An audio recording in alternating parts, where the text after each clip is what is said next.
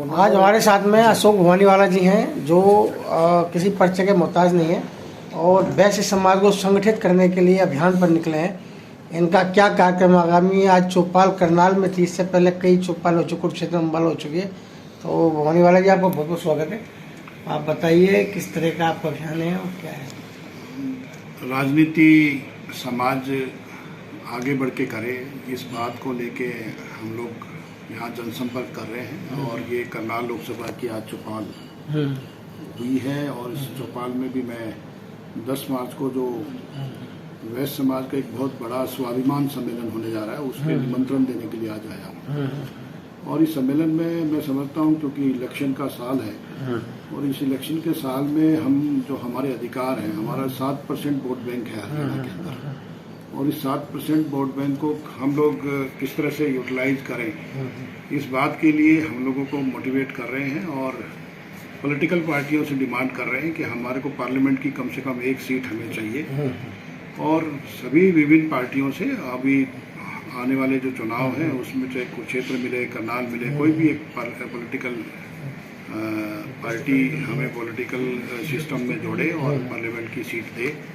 इस बात के लिए हम लोग 10 मार्च को अपनी बात रखेंगे। आम लोगों को इकट्ठा कर रहे हैं, पूरे हरियाणा के लोग उसमें आएंगे और सभी पॉलिटिकल पार्टियों के नेताओं को भी बुलाएंगे जो हमारे समाज के हैं पर्टिकुलर। तो इस बात के लिए आज मैं आया हूँ और मैं आपके माध्यम से आह्वान करता हूँ कि 10 मार्च का कार्यक्रम वैश्य समाज के लोगों के लिए एक अहम कार्यक्रम है और स्वाभिमान का कार्यक्रम है। तो सभी उस स्वाभिमान को बचाने के लिए सारे वहाँ पर पहुँचे, ज़्यादा से ज़्यादा संख्या में पहुँचे। जितने लोग पहुँचेंगे समाज की ताकत बढ़ेगी, इतना मेरा मानना है। जैसे बताया गया, पहले भी आपने बड़े अभियान चलाया, उसकी बड़ी सफलता मिली है, जो कि मतलब राजनीति और प्रशासनिक क्षेत्र में अग्रवाल वैश्य समाज की भागीदारी बढ़ी। तो आप क्या मैसेज देना चाहेंगे युवाओं को जो समाज से भटक चुके, समाज से अलग है काफ़ी हद तक? मेरा ये निवेदन है खास करके यूथ विंग से, जो युवा है वो भौतिकवादी दृष्टि से आज पैकेजेज की तरफ भाग रहे हैं। कोई लाख रुपए का पैकेज, 10 लाख का पैकेज, 20 लाख का पैकेज, उन पैकेज को लेके कुली बन जाते हैं, समाज का हित नहीं कर पाते। तो समाज के हित के लिए भी सोचें। पैकेज अपनी जगह है और समाज अपनी जगह है। जब तक समाज एकजुट होकर उसका सृजन हम नहीं करेंगे तो पैकेज धरे रह जाएंगे बाद में। और मैं समझता हूँ कि वो आज जरूरी है।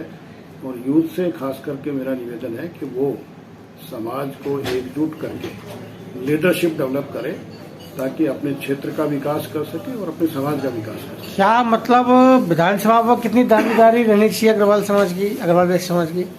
हमारा 16 ऐसी विधानसभा हैं जहां हमारा वर्चस्व है, जहां हमारा वोट बैंक हमारा बहुत ज़्यादा है, जहां 30,000 से ज़्यादा वोट हैं, ऐसी 16 विधानसभाएं हैं।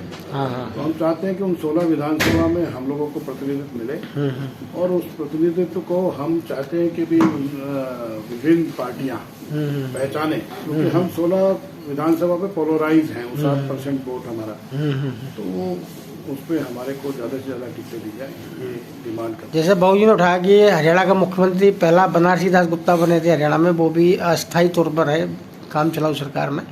तो क्या मतलब मुख्यमंत्री बनने के लिए किस तरह के अभियान चलाना चाहिए हरियाणा में, जो आप सोचते हैं कि अग्रवाल वैश्य समाज का व्यक्ति मुख्यमंत्री बन सकता है? मैं समझता हूँ कि जब से हिंदुस्तान की सरकार में राजनीति आई है, आज बहुत सारे स्टेट्स में हरियाणा के अलावा भी मुख्यमंत्री अग्रवाल रहे हैं।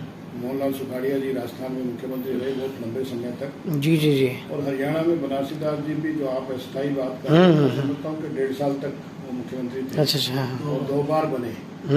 तो अस्थायी मुख्यमंत्री नहीं कह सकते, वो अस्थायी मुख्यमंत्री थे और उन्होंने बहुत अच्छा प्रशासन चलाया।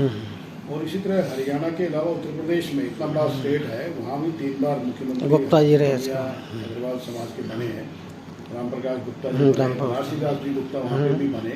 अच्छा। और एक बहुत बड़ा उनका ऑरा था।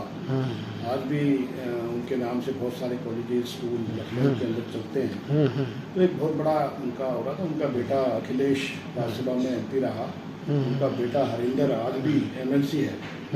तो मैं ऐसा नहीं है, राजनीति में हम लोग आज भी हैं, एक्टिव हैं। लेकिन मुख्यमंत्रियों की बात जहाँ तक है, कई स्टेट्स में मुख्यमंत्री रहे, गवर्नर रहे, केंद्रीय मंत्री रहे, लेकिन आज वो संख्या सिकुड़ गई है।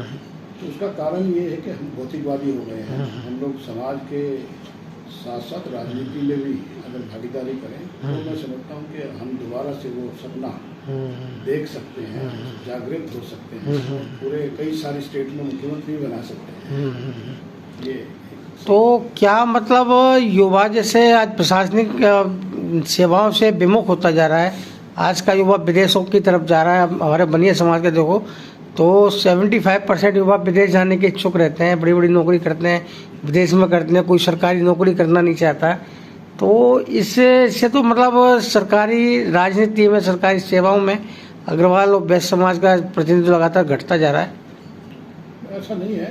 आज आप देखेंगे कि जितनी बड़ी ऑर्गेनाइजेशन हैं, चाहे आप अमेजोन ले लीजिए, इंटरनेशनल जितनी भी बड़ी ले लीजिए, आप सोचते हैं वहाँ पे बंदियों का हमारे समाज के लोगों का वर्चस्व है। CEO लेवल पे जितने भी लोग हैं हमारे समाज के हैं, तो उनका एक लीडरशिप के ऊपर कमांड है, उनको प्रशासन चलाना आता है। और ऐसे IAS ऑफिसर भी देखेंगे, SCS भी देखेंगे, IPS भी देखेंगे, हमारे लोग बढ़ रहे हैं डे बाई डे।